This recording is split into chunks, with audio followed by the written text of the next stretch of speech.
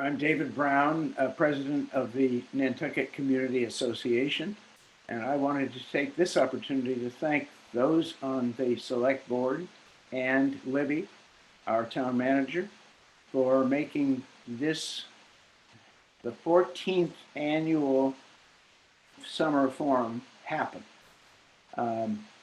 Next year, we hope it will all be in person and not virtual as it has been last year and now is this year. But the quality of what we hear is not affected by that. And so I thank you, and I thank and congratulate Jason as the new chair of the board, and also congratulate I'm looking at congratulate Dawn, whether she's present yet or not, on being elected to another term on the board. And of course, Libby is the glue that keeps this all going together, and we greatly appreciate that. And with that, I want to turn to the moderator, who is well known to many on this island. He is a fellow board member of our board, and he will be the moderator for this year and for this session, and he is well equipped to do that. Charley Walters.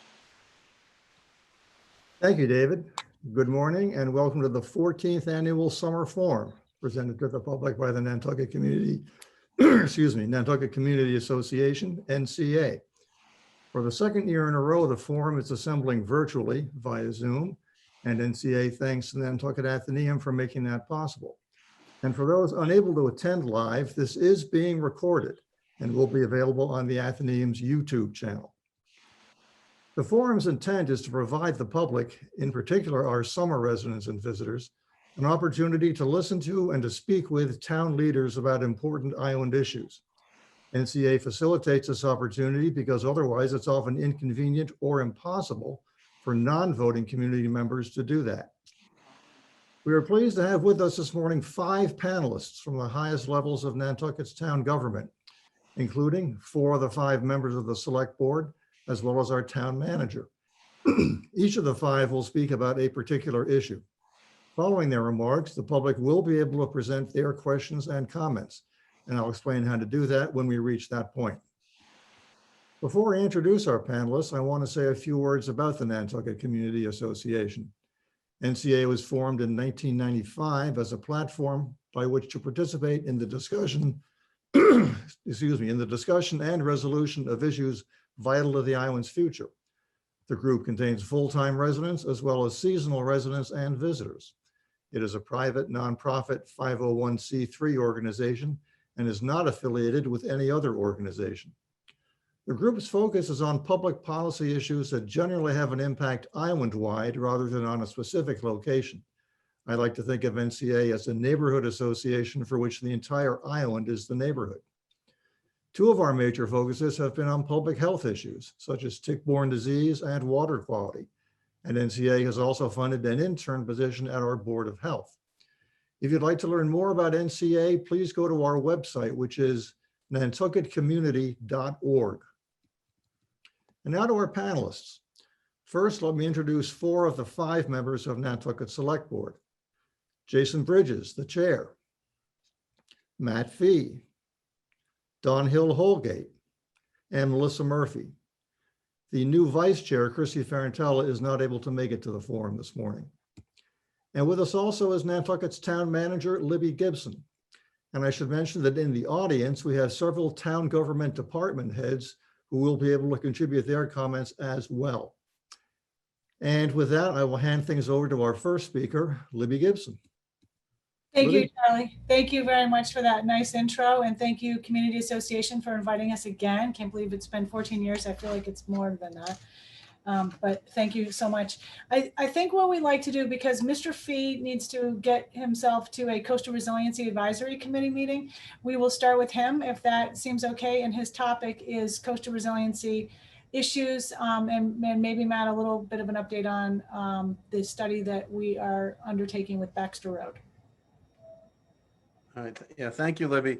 I'm going to have a couple general comments first. Is I think, we all have just come out of a difficult year with COVID. I think what's happened, it's magnified, the island's positives and negatives, for businesses, for the town.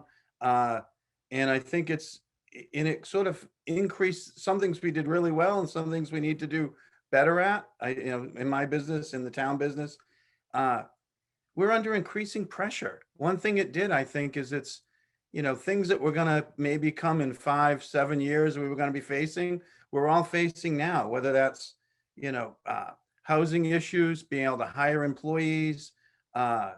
It's tough to see a doctor, or hire employees, find a plumber or electrician, things that, it sort of has exasperated things that we knew were coming. When we did the comp plan in the 90s, we had, projections for where traffic was going to be bad and when, and all those things have come true, in spades. I mean, it really has. And so I think what we've just gone through has put in the town under, enormous pressure. And I think, so we're going to have, it's going to take a real effort and a real attention to solve it. My mom always said, when you ignore something, it comes back worse, and I think that's going to be true here. Many of the issues we identified in the comp plan back in the day, are still here, but they're going to be, they're going to be worse. We're fortunate we're doing the master plan now. So it's time, we're going to have a chance to be proactive and look ahead, do everything we can to encourage and incentivize housing and other needs, work on traffic. But some of the solutions will not necessarily be traditional solutions because we've got limited roads for traffic. For example, we have limited amount of roads. We have limited, and we're going to be losing them to sea level rise. So we may have to, find other ways to solve it than maybe the people would do elsewhere. And I hope it's going to take a lot of creativity and foresight to do that. And we're going to have to be less, sort of less politicized, less, one way or the other. I think we're going to have to find a way to come together to solve some of these things. I talk about, what's our gondola? It's a euphemism, but it's also kind of true. And it comes from Telluride, Colorado. They have 2 towns and they had a lot of traffic. They went 7 or 9 miles up a mountain road, getting people back and forth from the mountain. They put a gondola in and the traffic just about disappeared, even at their peaks. Everyone takes it. It's constant. So, what do we have that can do that? We can't count on sort of building our way out of this or supplying our way out of this, some of the issues we have. We're going to have to be creative and to come up to solutions. And so that kind of is just a general, I think Nantucket is full. We're feeling it. And how are we going to keep Nantucket nice and attractive? And if we do, it'll be good for visitors and for businesses and for, and for residents, most importantly. And so that's going to be, we're going to have to think somewhat differently maybe than we have in the past. Sometimes we look at sort of like grow is the solution. I think that we don't charge enough, and that is part of the problem, is that we think, add more to the tax base and everything, we'll be able to figure it out. Well, if that were the case, we'd have a big pile of money and we don't. So, okay, how are we going to do this? How are we going to incentivize and, encourage the things that we need? That's hopefully what we as a board will do, and that the comp plan, the master plan process will do. And that's a lead into coastal resiliency. Coastal resiliency is something 10 years ago, 15 years ago, it wasn't even a blip on the radar, of the planning processes. And it is coming at us very quickly. It's putting a lot of pressure on us in different areas. We are very fortunate to be ahead on this issue. We have a lot of towns haven't started or are just starting. We've hired Arcadis. We've already done a lot of coastal resiliency work, and we are in the midst of doing an island-wide coastal resiliency plan now that's going to consider all the areas on the island, potential ways to address the various problems we're going to see. And it's going, and when when and how we're going to do that. I think I originally, personally, I thought, oh, all we have to do is, put a wall up and everything's fine. Well, it's not that easy. There's, sorry, it's not that easy. There's low-lying areas that when the water goes up, the groundwater is going to rise. We're going to have to do different things in different areas. And we're going to have to do things that I'm not sure we even thought, that might not have been acceptable 10 years ago. We may, things that we would say, oh, you never hard armor, you never do this, you never do that. Well, you know what? We need to find ways in certain areas. We may downtown to preserve downtown for as long as possible before we have to move some of those. We're going to have to do some, we're going to have to raise roads. We're going to have to keep stormwater out. We may have to move the steamship in the medium or long term. That may not be able to be in that location. So, all of that is being looked at now based on the projections from NOAA, from the federal government, from the state government. And we have a good group with Coastal Resiliency Plan and some good consultants working on it. That should be out in September, October time this year, I believe. So it's been a public process.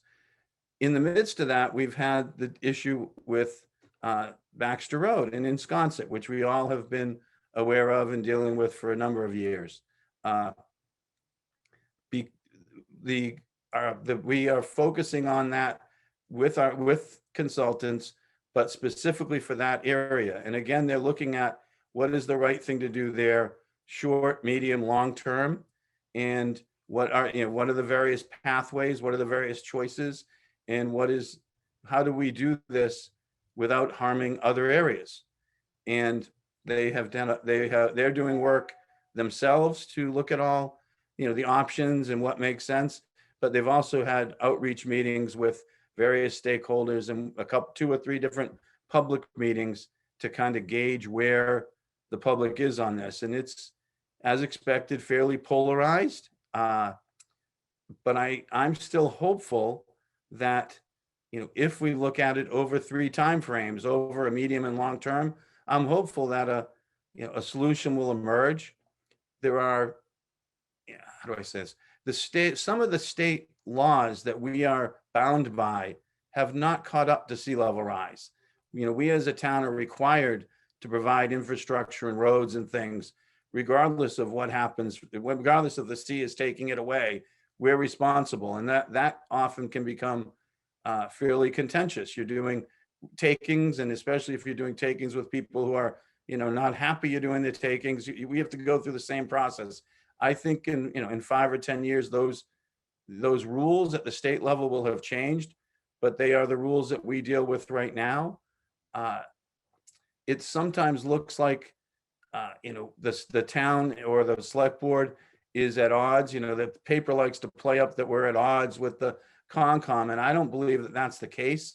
I think that we have different roles and different functions, and they are dealing with a very difficult situation the best that they can. And we have, are dealing with what they are, plus the extra issues of, sort of meeting state law, dealing with potential litigation, setting ourselves up for the medium and long term in a way that's advantageous for the town, that's going to work for everybody. So I think, that's, so I think we're on the right path for this. I think I think we're doing a lot of work, and we're getting, a path is going to emerge, sometime this fall. I think that will be, which will make sense. And that's why I'm leaving early to get to the Coastal Resiliency meeting. So that's about what I have. If there's any questions, I'm fine to answer it.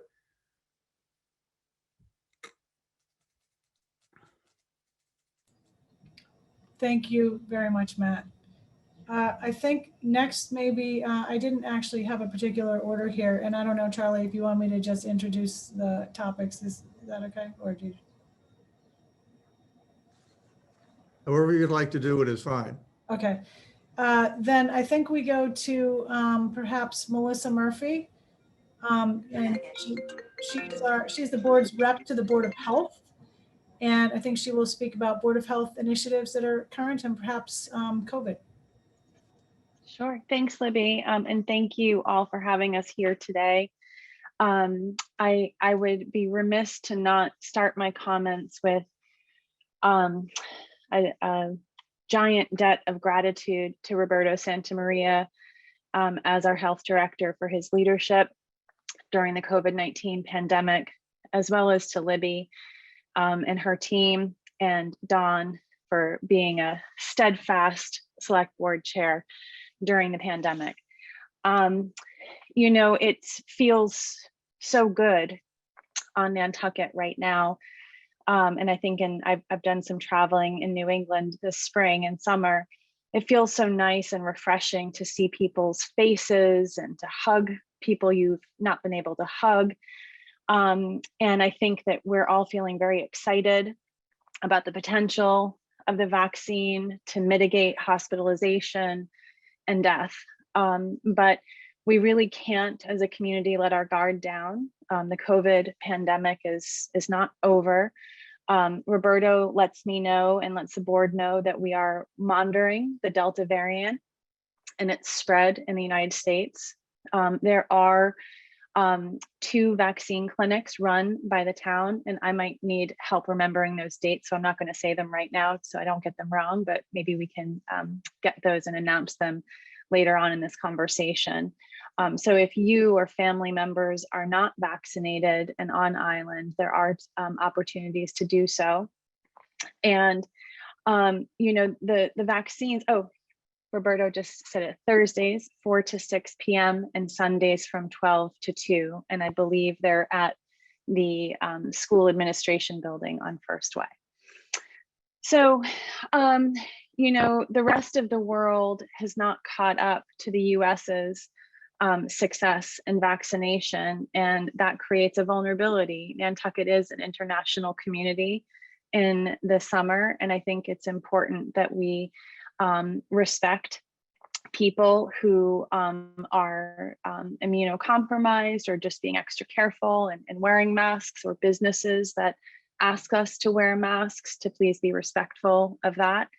And there may be some future disruptions, but the state of Massachusetts is not in a state of emergency anymore. So our powers as a Board of Health and as a community to set regulation is severely restricted at this point. So everything that we do is recommendations. We have given out over 780 doses of the vaccine through the town's clinic. And I think there's, you know, cautious optimism about this next year, and really how we're all going to take care of each other as we open up. And it feels like a big party on Nantucket right now. I think there's a lot of energy and excitement, and I just hope that we don't lose sight of our safety precautions. This year for tick-borne illness has been remarkably low. He tells me that there's 77 cases of tick-borne illness that have been reported since January, but tick activity is very active. And I have seen some reports of Lone Star ticks on the western part of the island. So please stay vigilant. You know, check yourself for ticks if you're walking in our nature properties, and don't hesitate to contact a doctor or go to the emergency room if you have a bite that's concerning to you. Get treated as soon as possible. The 6 local, this is great news, 6 local boards of health on the Vineyard and the Nantucket Board of Health were awarded a $300,000 grant through the Public Health Excellence Grant Program that's administered by the State Department of Health. And that grant will address 3 core public health functions that are in need of strengthening on the islands. So each of the 7 towns will be able to add a health inspector, a wildlife biologist, a community health worker, epidemiologist to the public health workforce. And this will be shared by all the communities. So it's a really exciting opportunity. And I think it's been great work and advocacy by the State Department of Public Health to get this funding for our region. Happy to answer any questions that anybody has about any of this or anything else. But again, I want to thank Roberto and Jericho and his team for their leadership through the pandemic. It was really remarkable the way that we were able to keep Nantucket safe despite the spikes that we had. We are all learning to live with COVID as a reality. And so again, if you've not been vaccinated or a loved one has not, please take advantage of those vaccination clinics. Thanks. Thanks, Melissa. That was a great update. Maybe we go next to Don Holgate, who will talk about Our Island Home, where we are with that project, the Senior Center and Harbor Place. Don? Sure. Thank you, Libby, and thank you for having us all here today. In regard to Island Home, I think that we did a large effort with the facilitator to engage all of the stakeholder groups in the community and really get a sense of where we're at right now after a few different attempts to figure this out. We're truly at a point where we've got to do something, and we did explore a potential schematic to rebuild on site, which is possible. There are a lot of very significant logistics to it. And I've gotten the sense from all of the feedback that people are leaning more towards a solution that builds elsewhere. We do still have the opportunity to work with Sherburne Commons, and our lease provides that we could build a facility on a vacant portion of the site where Sherburne Commons is, and there could be some potential for some shared services between the two organizations. I think that pairing this with all of the discussion in regard to needing a larger Saltmarsh Senior Center has been really valuable, because my feeling, and I'm sure there will be some who disagree, is that there's a lot of community support for a potential new facility at Sherburne Commons that would have its own entrance and be sited on the South Shore Road side that provides better roadway and sidewalk bike path access, and to repurpose the existing site for an expanded senior center that probably includes some the adult daycare component that's been missing, along with maybe some potential other services for home health offices, meeting space, some other things that could broaden the actual use of that that site that people really enjoy for its view and its convenience. So I think that where we're at as a town is the select board will be discussing this again coming up very soon and making a decision about the next steps in terms of funding for a design and moving an appropriation forward at the next available town meeting for that. So I'd be happy to answer questions and listen to feedback on those areas. Then in regard to Harbor Place, I know that we got an appropriation to work with Weston and Sampson to also work with the owners of the property that is down by our waterfront near the High Line and the downtown Stop and Shop.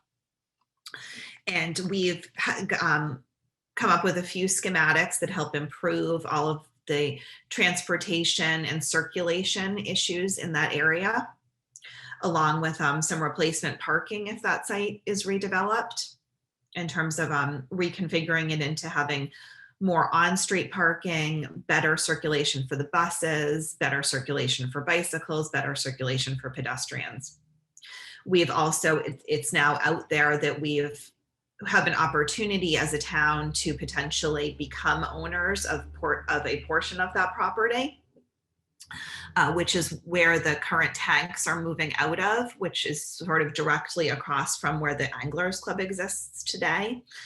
And I think that that's a very interesting opportunity for the town to really have a stake as a property owner. And of course, that site would be fully cleaned up before the town would consider taking ownership of it. But that may be something that will be coming forward as a more refined proposal, along with the Greenhound property was always sort of thought of as something that could eventually end up in the town's hands. It's been laid out to help us service our current bus routes, and I think it may be time to sort of finalize that arrangement and move forward with the town taking over ownership of that from Remain, who's been such a great partner. So those are a couple of things that are coming in that area.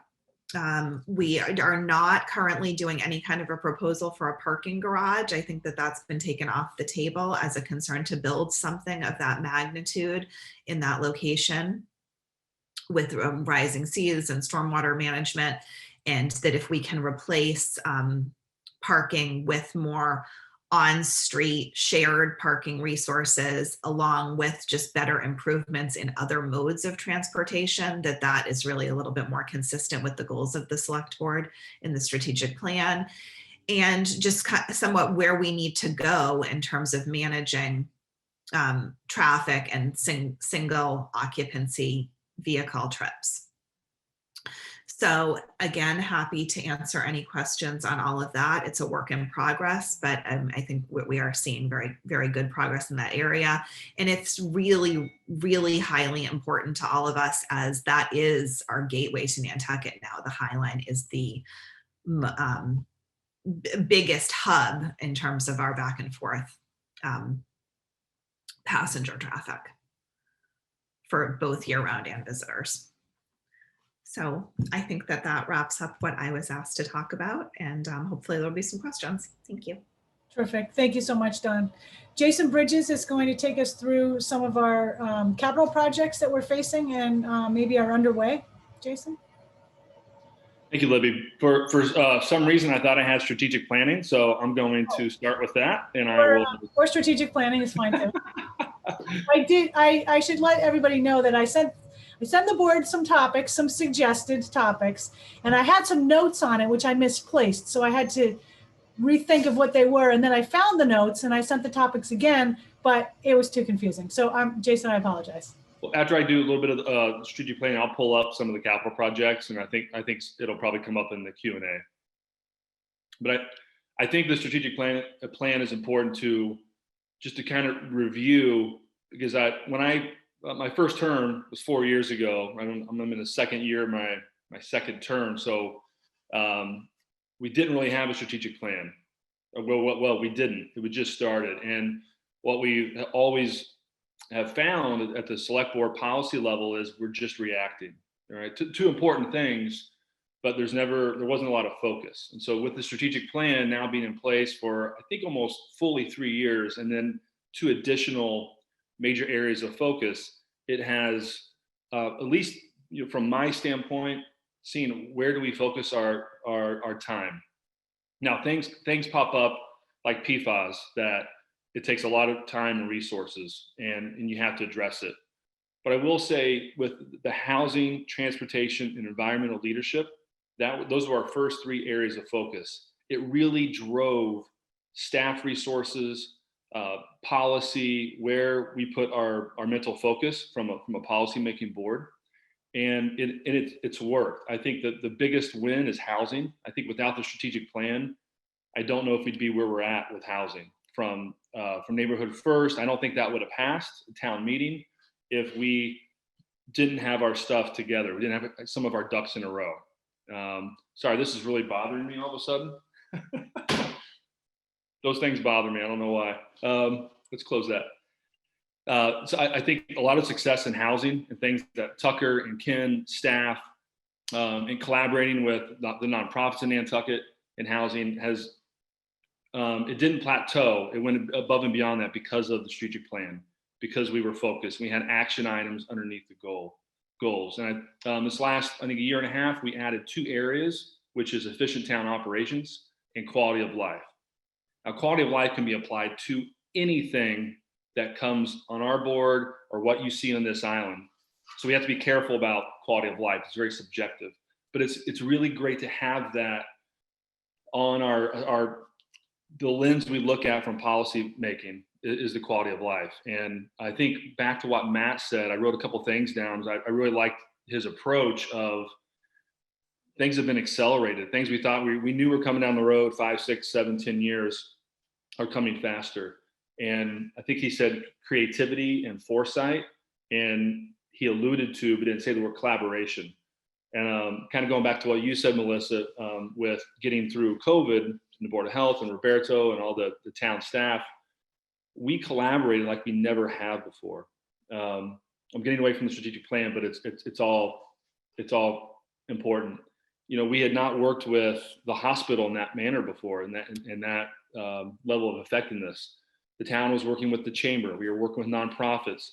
Restaurants were stepping up and working with human health and services, trying to provide things. So, you know, the kind of the silver lining and the thing that gives me goosebumps about some of the positives through a very tough time, terrible time for many people in the pandemic, was how we came together in the public, private, and the kind of the nonprofit sector had never really worked together in that sense. So because we've seen that happen, then I also know that our goals and action items in our strategic plan can also happen, right? With our environmental leadership and coastal resiliency and the landfill, right? Like we have to work with the haulers to come up with the best plan to figure out the landfill. It's not just us. And so through collaboration and a kind of a focused strategic plan, and I think we can move things forward and move things forward faster.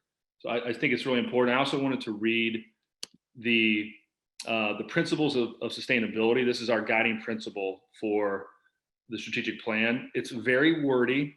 Believe it or not, we actually cut it way down, but it's, I just wanted to read it and have it marinate in your minds for a second. Sustainability is how the town of Nantucket, with a focus on historical preservation, natural resources, hazard mitigation, solid waste management, energy, public health, and education, institutionalizes practices in municipal operations that support a balance of the economy, environment, and social health of our island. I think that's important. That piece there that we added was that it balances the economic, environmental, and social health of our island. I think that's the biggest challenge of getting all 3 of those. And then it also goes on to say, which meet the needs of current residents and visitors without compromising the ability of future generations to meet evolving needs. So the piece that I always take out of that, again, is that how do we, help and satisfy the economic, environmental, and social health of our island? Because you can go one direction and it's going to hurt another. And how do we take all those into consideration? I also think it's not really in our strategic plan as a major focus, but it's there in our conversations, is looking through the lens of diversity, equity, inclusion, and belonging. So when we're making policy decisions on where we're going to put resources, is it equitable? Or just as a very easy example that I always use is, are we only building sidewalks in a certain area? Or are we making sidewalk improvements in all areas where it's middle and lower class, where people need to walk and don't have cars? Like, where are we putting our resources in all that? Coastal resiliency, I think there's conversations of DEI and equity inclusion in coastal resiliency. At first glance, you might not think that is relevant, but it is. So I'm straying away from the strategic plan, but I know from working in nonprofits, if you don't have a strategic plan, you're in trouble. If you have a strategic plan and it sits on a shelf and collects dust, you're in trouble. So we have a strategic plan that we're actually using, and it's driving department heads and staff resources. And I've heard many times on Wednesday nights or just person to person that it is helpful for the departments to know where, through the strategic plan, where we want to go, so they know where to spend their time and not waste their time and the select board says, oh yeah, by the way, we didn't want to do that. And so it's been very helpful. So that's my take on the strategic plan, and I will get back to you on some capital projects. Fantastic. Thank you very much, Jason. And I might touch on some capital projects myself. I'm just going to go over some activities, initiatives, projects, issues that town administration has been working on over the past year. Most recently, we finished our 2021 annual town meeting. And just a few facts about that. It was outdoors, as people most likely probably know by now. We had a tent. We had a great sound system. We had to make a lot of adjustments to have an outdoor town meeting, and we didn't have a projection screen. That was perhaps the biggest change. Just a few facts about town meeting. We approved a budget for fiscal 2022, which is the current year, for the general fund of $97 million. We approved enterprise fund budgets for a total, for all of them, of $44 million. We approved an appropriation of $650,000 for health and human services organizations. That is up $200,000 from fiscal 19. We approved $24 million in capital projects for the general fund. That includes $6.5 million for facilities maintenance, $6.5 million for affordable housing. We approved $36 million for enterprise fund capital projects, including $16 million for airport improvement projects, $8 million for airport PFAS remediation, and $3.5 million for the extension of sewer on South Shore Road. We had 7 ballot questions that required both a town meeting vote and an election vote. All of them were approved, and they were as follows: an operating override for Our Island Home for $5 million, improvements on Newtown Road for $1.2 million, reconstruction of Lover's Lane, $3.2 million, improvements to the Children's Beach stormwater pumping system, $4.3 million, supplemental appropriation for the Nobody Field House of $2 million, a debt exclusion for affordable housing borrowing, $7.5 million, and various pieces of capital equipment for $751,000. We approved $2.8 million in community preservation projects. We had 55 citizen articles. Of those 55, 26 were carried over from the prior town meeting, 2020. So that's just a bit of a recap of town meeting.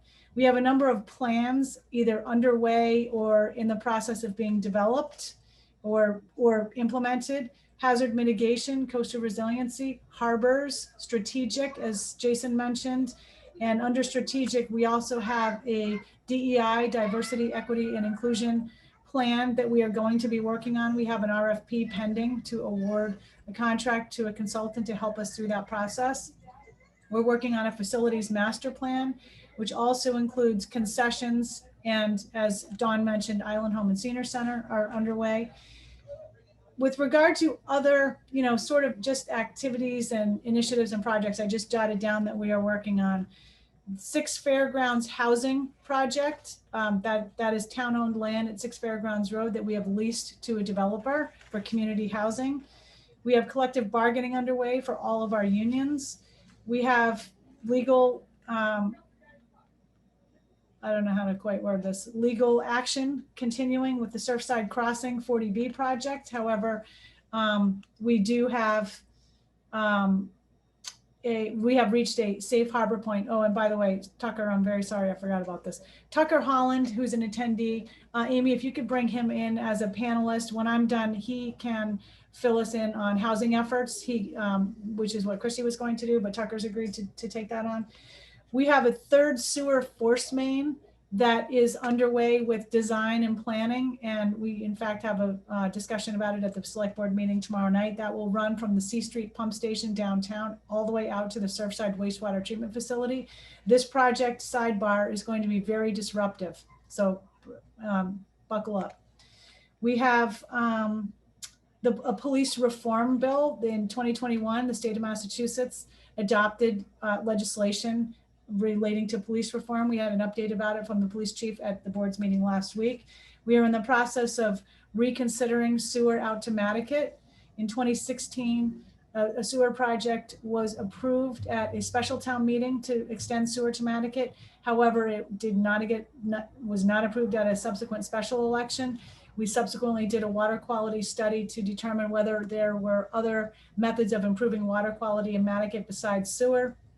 We had the study finally came back, and basically the conclusion is sewer is the best way to address water quality issues in Nantucket. So we're getting back to determining what a route might potentially be and what the cost might potentially be. We have a meeting with some folks from Nantucket coming up. PFAS is becoming an all-encompassing issue for town administration as well as the airport. And that the board had an update on that at its meeting last week as well. Baxter Road, as Matt mentioned, sustainability, stormwater regs. This is an initiative that I need to try to somehow get back to. The transition from COVID is an issue for town administration. I have said to people that around March of 2020, we had to throw a lot of things on the floor that we were working on so that we could deal with COVID, and we are still picking those things back up. We have a situation going on right now with capital projects. We've seen it in at least a couple of projects so far that have gone out to bid. The bids have come in significantly higher than the appropriation due to the very significant increase in construction costs lately, and we're not quite sure when that will change, if ever. We have a number of personnel changes. We have a new Our Island Home Administrator. We have a DEI Director.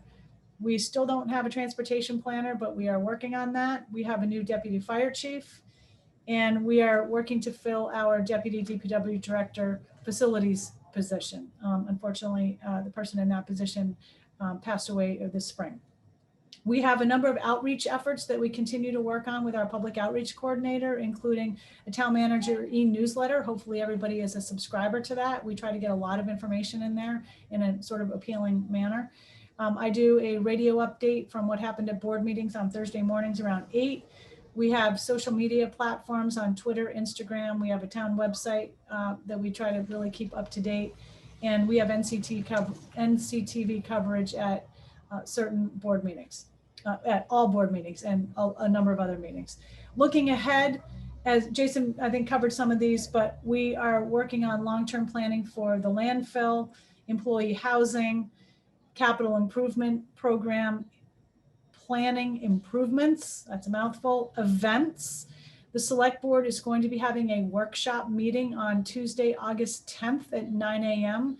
to discuss events, and I need to get into I need to get some outreach out about that. I met this morning with the Visitor Services Advisory Committee, and they may have some considerations to put forward, but the events are becoming a topic of conversation. Outdoor dining, the board is going to be discussing outdoor dining at its meeting next Wednesday, July 21st, as to whether or not to continue it, and or if continuing, it seems to be pretty popular, what sorts of changes might we be seeking or conditions with the restaurants that have it. The town government structure is also an issue. We have a report from our government study committee. The board will be meeting on that early this fall to go over that report and perhaps determine what sorts of initiatives it might want to put forward or discuss further. And summer 2021 issues. I, by the way, gave a lot of this information that I'm speaking about right now to the Nantucket Community Association in June, and also to the Advisory Committee of Non-Voting Taxpayers 2 or 3 weeks ago. And so sorry for those of you who might be hearing this all over again. At the time I said I was talking about likely summer 2021 issues, and now we are seeing what some of those are. Occurring beaches are very crowded. Traffic and parking, no surprise, is quite obviously extensive. Staffing issues, both in the town and with private business, are certainly impacting services. Noise is an issue. There's noise from parties, events, and construction projects. Trash is something of an issue.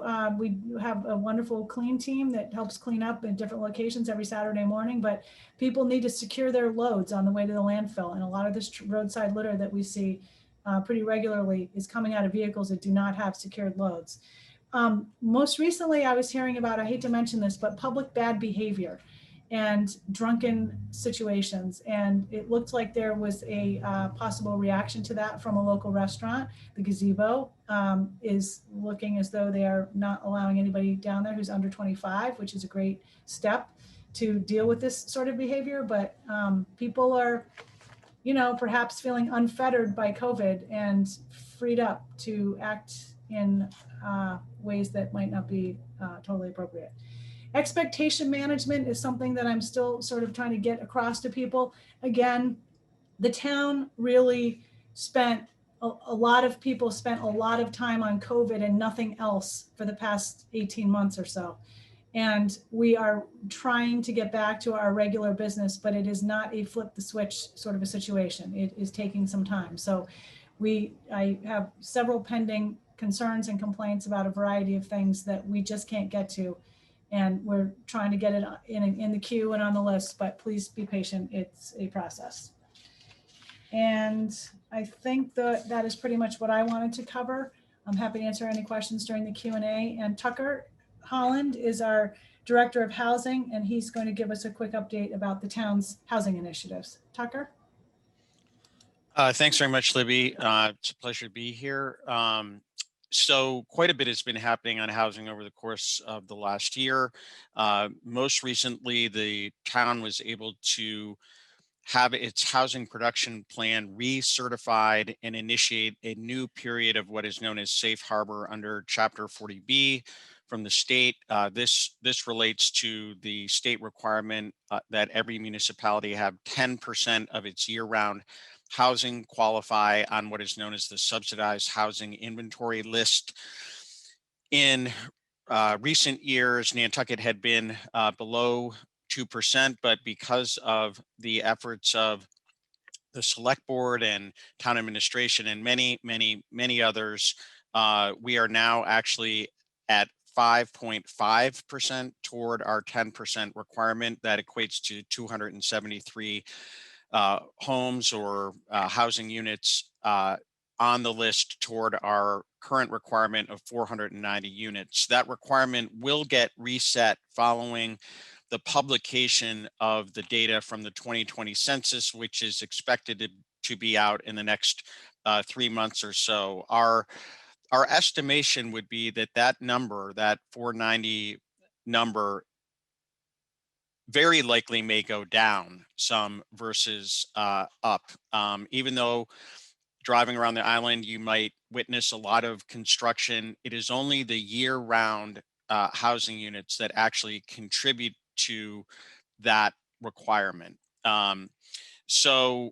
Additionally, Libby touched on at town meeting, we were very pleased to have actually unanimous support for the 17 million to support housing efforts here. That comes on top of the 25 million that was approved 2 years ago at the 2019 ATM.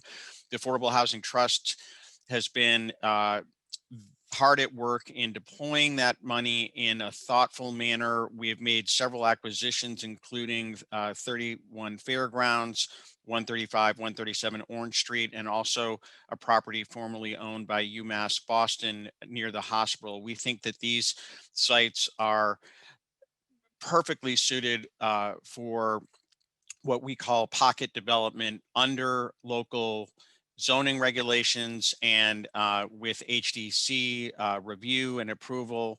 And I think Mr. Fee a few minutes ago was talking about how the island is full, but and we have a number of issues to address, and we want to do that in a nice and attractive way. And I think that is exactly what we are doing with these projects, and they will be not only handsome, but serve just an incredibly important need in housing more members of our year-round community. Folks are living in very overcrowded situations today. I think the pandemic shed additional light on that and actually resulted in health concerns associated with it. So we're pleased to be making some solid progress. This is not an issue that will get solved overnight, but I personally am very appreciative of all of the focus and support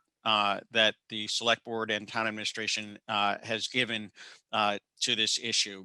I guess I would further add that in support of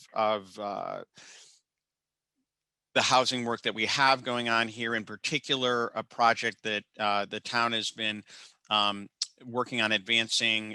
It was held up by lawsuits, but now we're beyond that. But at 6 Fairgrounds Road, also known as Tacoma Green.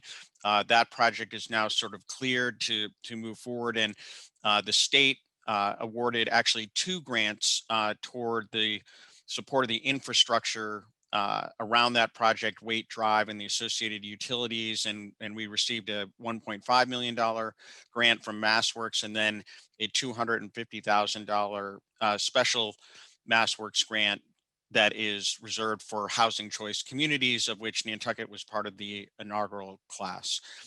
Finally, we are in the process of updating our housing production plan. We developed a new plan 5 years ago. That's really been the guide for all the work that I've been discussing.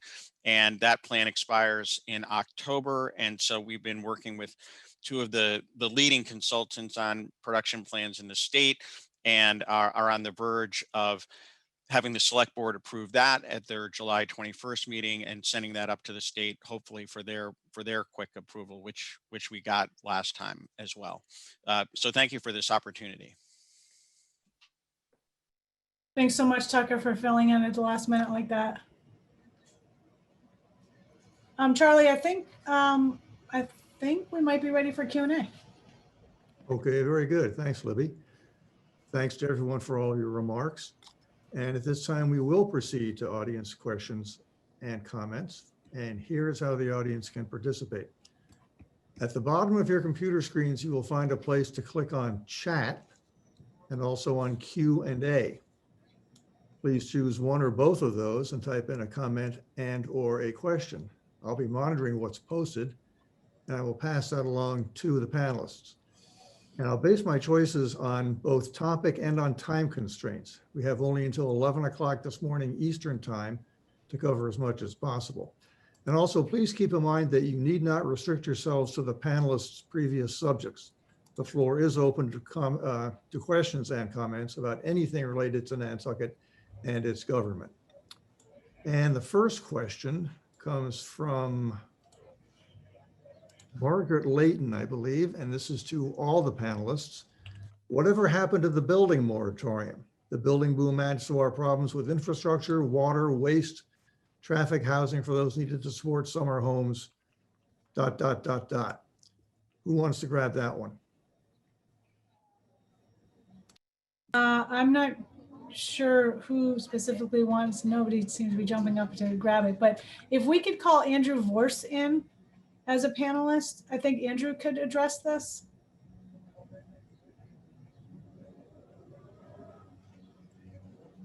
He's coming in now. Great, thank you.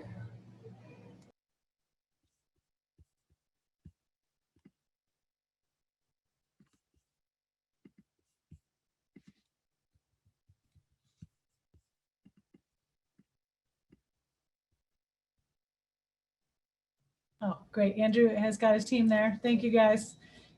Did you hear or see the question? I'll repeat that if necessary. Andrew, if you're talking, we can't hear you. He seems a little bit frozen.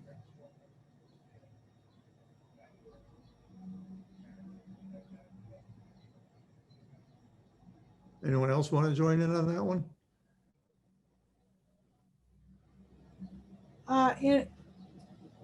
Andrew, can you hear us? Okay, so that seems to be a yes. All right, we can't hear you. Why don't I jump ahead to the next one and see if we can come back for Andrew. Donald Hayter writes, why is the Nantucket dump now weighing yard waste for residents? They are not yet charging for yard waste disposal, but are weighing your car. Are there plans to start charging for disposal of yard waste? Okay, I think we want to bring the DPW director in on this one, Rob McNeil.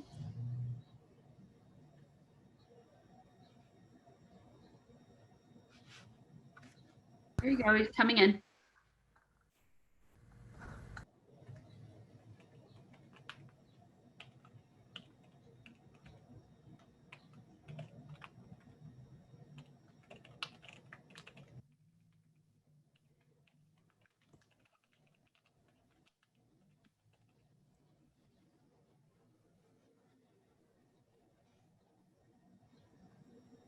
Libby, can you hear me now?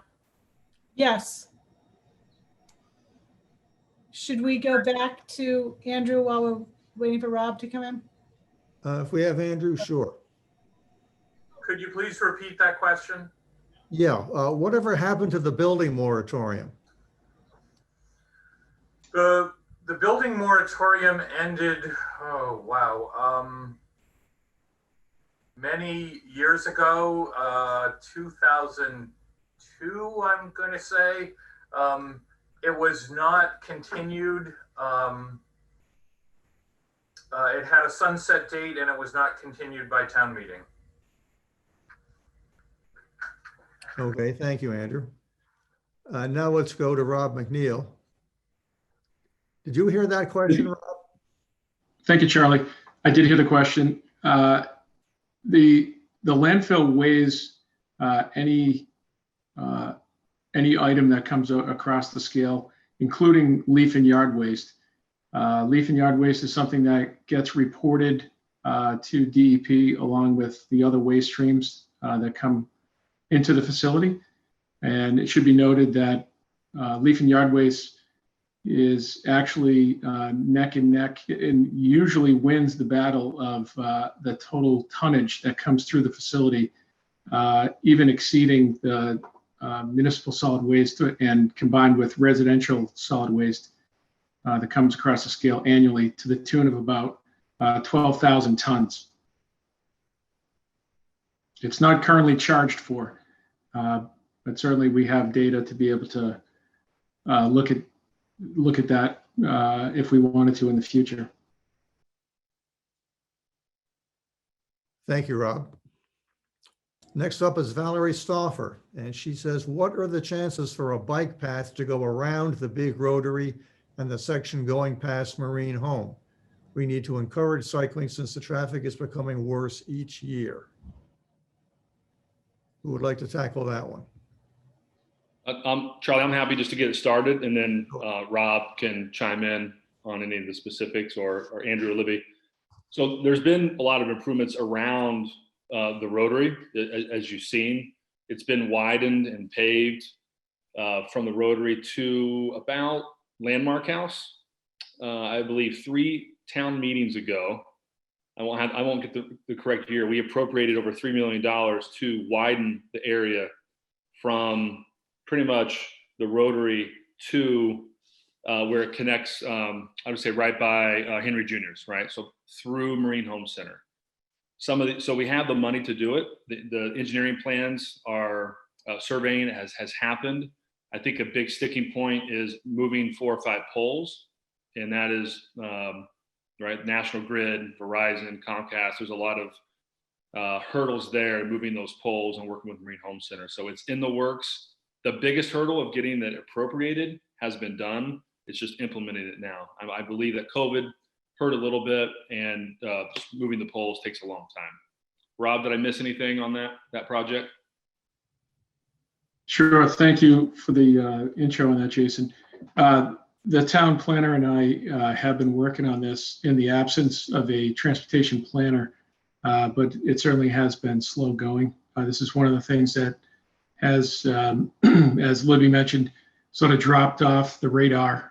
We still are exploring options with a consultant, and we have reached out to National Grid to begin discussions about pole movements.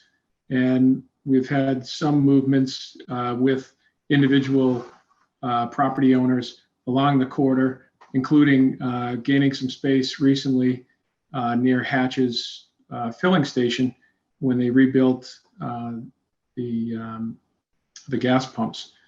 So obviously we've taken some steps, as Jason mentioned, in widening the shoulder, and when our striping effort, pavement markings contractor comes back, we do intend to restripe the improved corridor to widen out the newly gained areas to equally divide the gained space for those bike lanes.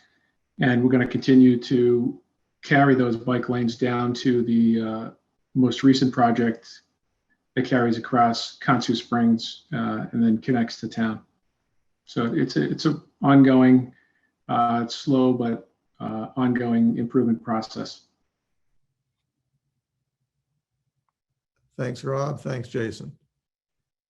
And the next question comes from Ann Troutman, and she asks, would a building moratorium be considered to allow time to measure impact on all resources of ongoing high level of development?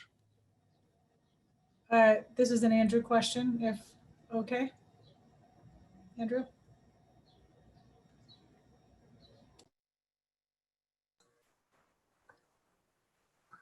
Hi, okay, so a building moratorium has to be connected to a specific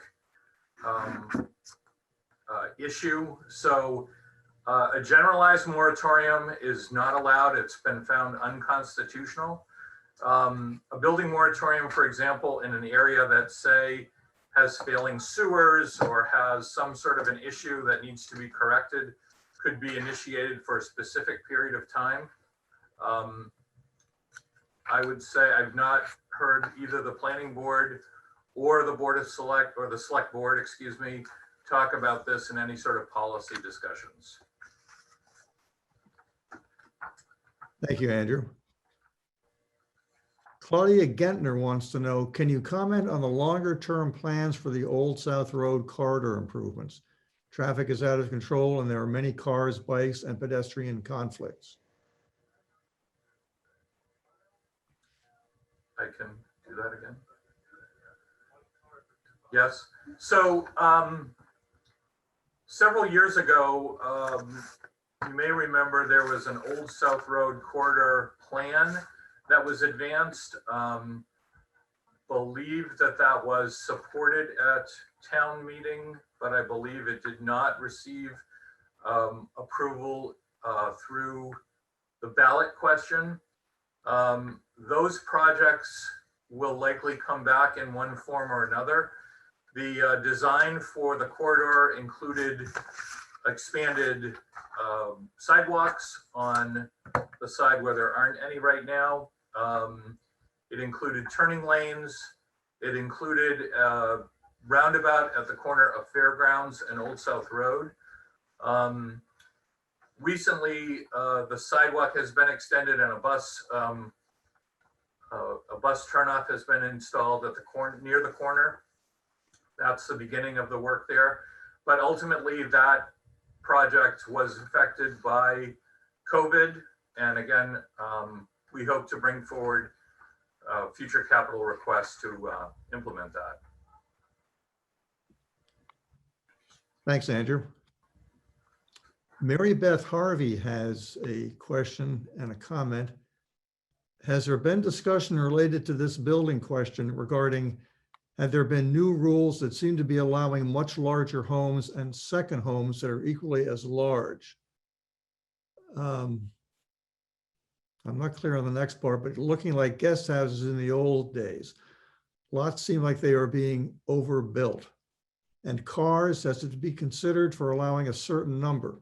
Too many, she says.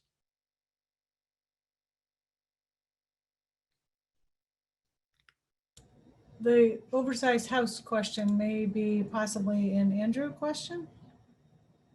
Well, I think, as you know, that any design for a house or houses are reviewed by the Historic District Commission. In the past several years, we've been advancing zoning articles that have significantly reduced the ground cover in many areas. Most recently, the old Historic District went from 50 to 40%. A number of articles in the most recent town meeting were approved, again, with reductions. So that may be an impression, somewhat related to the fact that there's, I guess, dwindling, land resources, and what's left is eventually being constructed upon. But there's been no changes and no real direction that I'm aware of from the HDC allowing bigger houses. Right. What we are seeing, which is something we talked about in the master plan, is that there's redevelopment of existing built parcels that may have a smaller house that are replaced by bigger houses, again, that are consistent with allowance through zoning. In terms of cars, again, there's no effective way that we've found yet to limit or reduce cars, other than continuing to expand our transportation, our public transportation, to provide alternatives like bike path extensions, and encourage alternative forms of use to the car. Thank you. This is from an anonymous attendee, quote unquote, a comment and a question. There is a YouTube video that shows a 57-story high-rise being built in 13 days in China. Could you please explain how it is going to take all summer, if the recent report in the INM is accurate, to replace a single pole by the Rotary?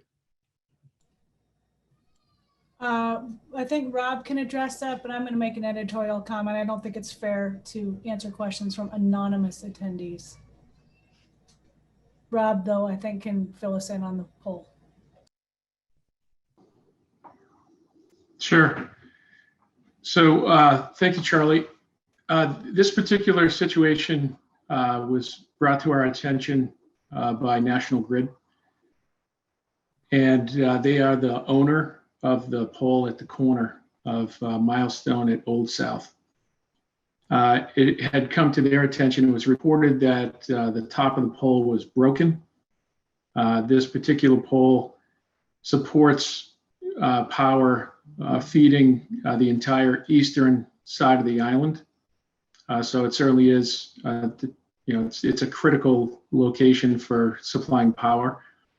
At the time, Grid did not have an adequate pole to put in place to replace the broken pole.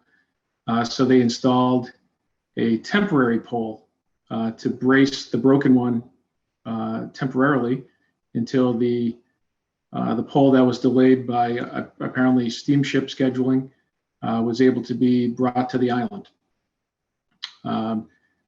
It was brought to the island, it was scheduled, and the permanent replacement pole has been installed. And with all the equipment that's on the pole itself, there's multiple owners. I think there's 5 or 6 different companies that have equipment on that pole. So there's a series of scheduling requirements, starting from the top down, that involves all these various utilities that needs to be coordinated. And that's all done independent of the town. That's all done by the owner of the pole that's licensed, through the town select board to be able to occupy that particular location. So obviously it's a very busy time of year for this to happen. We've required steps for traffic management and to try to limit or eliminate disruption to the vehicular traffic, and also dealing with the high season of bicycle uses on our bike paths. So characterization of taking all summer is not a continuous type of project, but something that requires specialists transferring their equipment to the new pole safely, and then handing off to the next utility. The town continues to maintain communication with National Grid and the other utilities to try to keep communication strong and keep this project moving along. Thank you, Rob. And Libby, thank you for your comment. I should have anticipated the possibility of an anonymous comment. And if you're going to put in a comment between now and 11 o'clock, it will have to be signed. And to not acknowledge anonymous attendees is in keeping with procedures for a normal non-virtual town forum. So thank you, Libby. Kate Splain, this is addressed to all panelists. The current master plan has placed disparate burdens on the Mid-Island area. Is the town addressing this imbalance? What efforts are being made to more evenly distribute the strip mining to other areas of the island? I think we need Andrew for that one.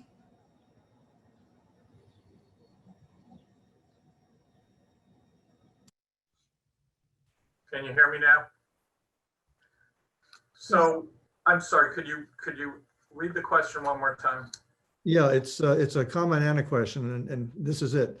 The current master plan has placed disparate burdens on the mid-island area. Is the town addressing this imbalance? What efforts are being made to more evenly distribute the strip mining, so-called, to other areas of the island? Okay, well, I guess I don't agree with that premise that that burdens are being placed on the mid-island area. The town has divided itself into essentially what's called town and country overlay district. The town overlay is where existing utilities, schools, shopping, and those facilities are. It's the traditional location of higher density zoning, which is about 3% of the total island. I don't know what the term strip mining is. That would have to be defined. But in general, the country overlay district is where the more rural areas are. That's roughly 87% of the island.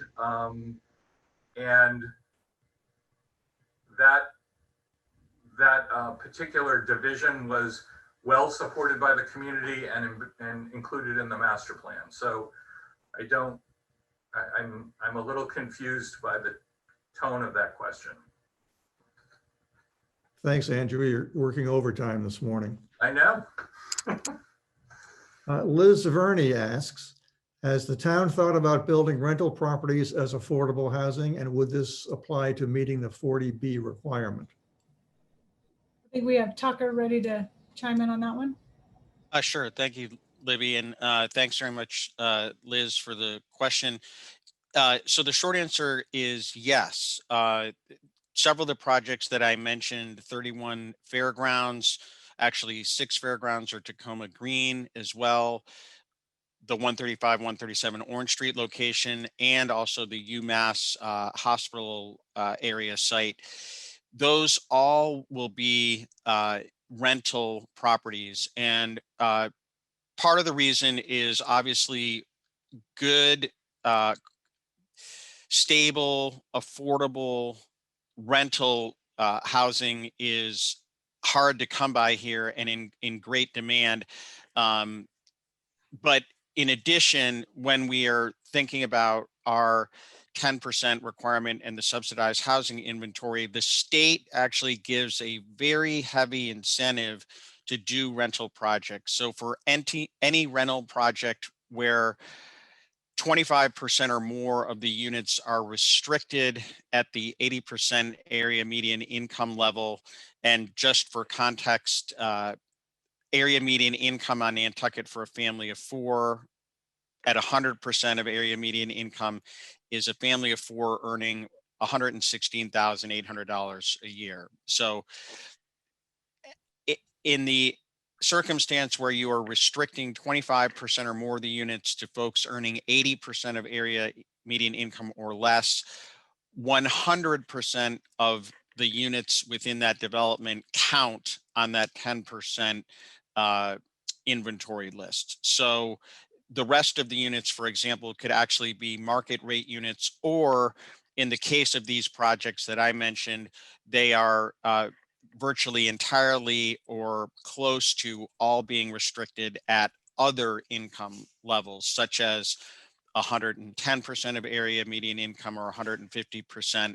As folks know probably very well, we have need in terms of year-round housing at virtually every income level. It's not simply that we need housing that meets the federal definition of affordable, but we need housing that meets the, let's say, Nantucket definition of affordable. And that's folks, who may be earning what certainly off island would be considered to be a decent living. But here, where our average home price, or excuse me, median home price is now $2.3 million, you understand the challenge. Thank you, Tucker.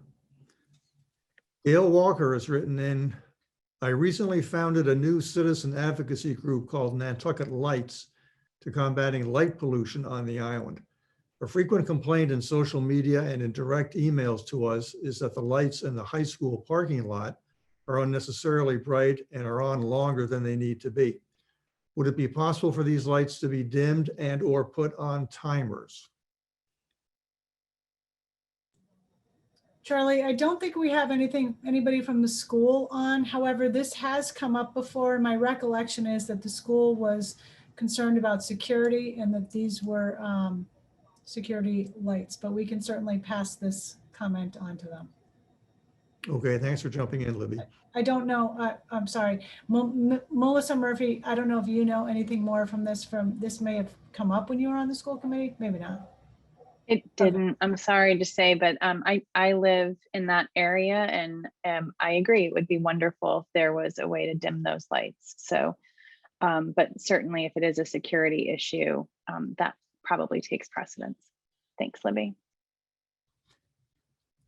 Thank you. Ann Troutman has another question and comment. HDC seems overwhelmed with projects to review. Is there a chance of creating an arbitrator, to focus with new construction so that HDC can be more focused on historic related issues? Anyone here from HDC, Libby? No, but that Andrew really is working overtime today. ARB means Architectural Review Board, I see. Andrew, I don't know if the HDC has had any discussion about this. Wait. The HDC is very, we've had a huge increase in applications. We've had discussions about how to separate and prioritize some of the work. It's really an issue of volume right now, and somewhat has been affected by the COVID situation. Again, the Zoom meetings have added extensive time, which has caused a backup. We continue to explore ideas with the HDC on how to be more efficient. But in the current situation, again, we've had staffing. We just have filled one of our vacant positions.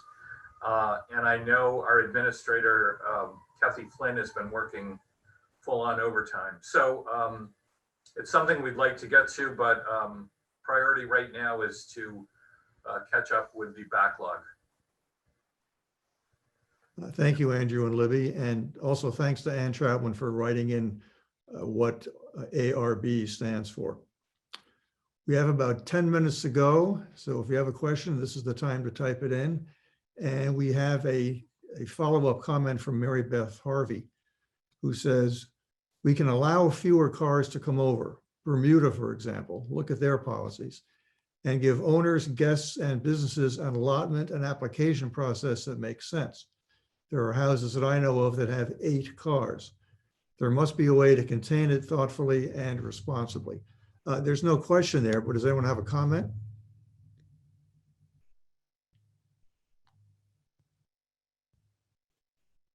Jason does. Yeah, I think Bermuda, that example gets used a lot, and it's tough to compare because Nantucket doesn't own the state. We found that out during COVID when we couldn't do certain things. Like we couldn't just shut down the island. Maybe like some people wanted to, or as an option, because there's state regulations that we can and can't, we have to abide by. So sometimes Bermuda is tough to compare apples to apples. I do think there can be incentives. I say probably once a month that we have to continue to not make car-centric decisions. We have to put more infrastructure and resources into our bus systems, into shuttles, and to incentivize people to not drive their cars, people who can. Some people have to drive their cars. Limiting, I think it'll be tougher. Doesn't mean we shouldn't look at it. But I think who do we decide who gets a car? There's going to be so many loopholes. And so difficult. I don't know how to do that in an equitable fashion. I think we've noticed that in parking, different issues, like who do we allow to park where, and it's not fair to the business. Go back to that strategic plan comment about the balance of the economy, the social health of our island, and the environment, how to try to solve all those. So I think it's something we should definitely look at, but I like to push in more incentives, education, and creating more safe ways for people to walk, bike, and have alternative forms of transportation. Thanks, Jason. Jeanette Topham says, there have been many comments made about the portable building at the old fire station. Can you address why it is there and why is the town spending so much money on it? This is fun. I knew this might come up. The portable building at the old fire station at 131 Pleasant Street was initially planned for well before COVID, when we were realizing that we had a major issue with meeting space, public meetings. And we arranged for it to be moved to where it is and went through the HTC and had a public discussion about it. I don't honestly think anybody thought it would be quite so hideous as it does appear to be. It did remain up on blocks for quite a period of time. And again, that was very much largely COVID related, because the people meant to have the contract to place it and deal with the fencing and all of that just could not get to it. So it is now placed, the fencing has been removed. We are in the process of outfitting it for public meetings. We had a landscape screening contract on the agenda last week, which I understand also caused issues and comments in the social media world, but we have no adequate meeting space in our public buildings. So we were trying to figure out how to establish it. We have a long-term plan, hopefully, for a new municipal facility at the 2 Fairgrounds Road site, but that is going to take a while to get funding for and approved by the voters, and then bid and build and design. So in the meantime, we don't have sufficient meeting space. So we had to deal with this somewhere. And the idea was that would be a legitimate location for it, because it was an open lot and the screening would eventually be in place, and it would be not so in your face as people apparently seem to think it is. And I don't know about spending so much money on it. It costs what it costs. It's been bid out, publicly procured, and these are what the bids are.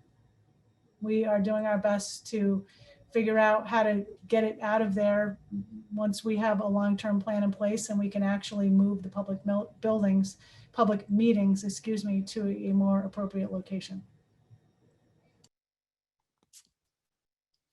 Okay, there was a comment on here, but I see it is been taken away. Is there a way to get that put back on, Amy and Janet? I can comment on it real quick, Charlie. It was somebody who put an anonymous comment in earlier, and they just said, I think you should take a comment, whether it's anonymous or not. And I wrote back really quick to them, just saying, usually it's a select board. This isn't a select board forum, it's yours, Charlie, but usually a select board does not, or town does not allow comments anonymously. It's just our policy. Because it's gone the wrong way sometimes. So that's just our basic policy.